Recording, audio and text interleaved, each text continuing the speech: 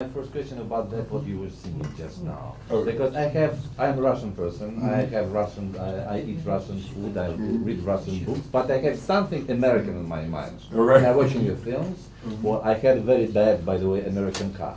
Not so long ago. What, do you have something Russian in your mind? Something Russian in my mind? That's an interesting question. Something Russian in my mind.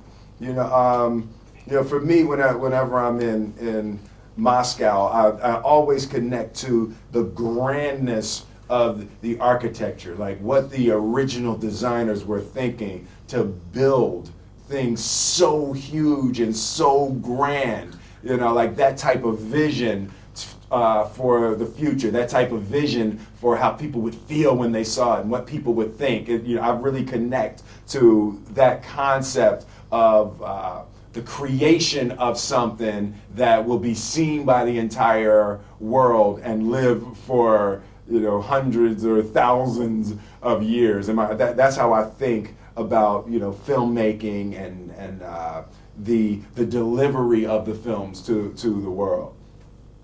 And when you were making this film, everybody's playing with dolls in our childhood.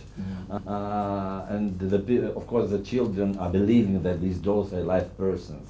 But in that very film, and many films like this, how can you convince grown-up people that this doll is alive?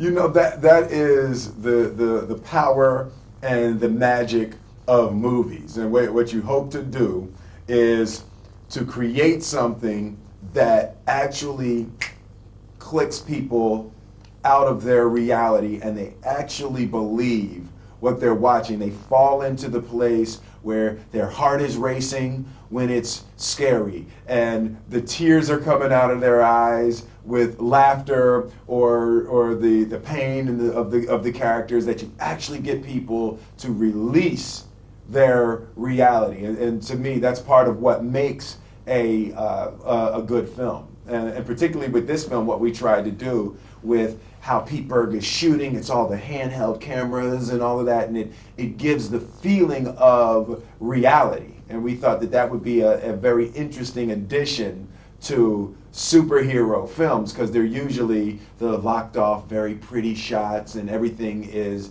in a sort of false reality. And did you use some child memories to make it alive?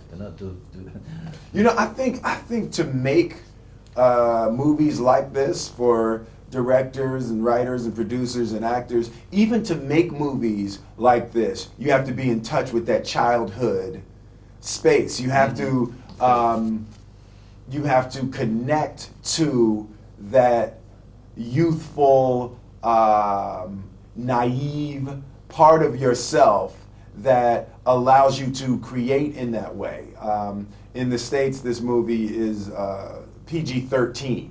So it actually, the majority of the audience for this film will be between probably 12 years old and maybe 24 years old, which is significantly younger than I am. So it's like there definitely has to be that youthful part of yourself to make these types of movies.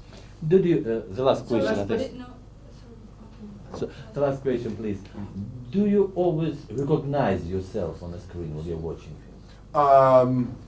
When I make good movies, I don't recognize myself. And when the movies aren't as good, I clearly see myself. So it's definitely about the quality of the film and the quality of the performance. Thank you very much. Thank you.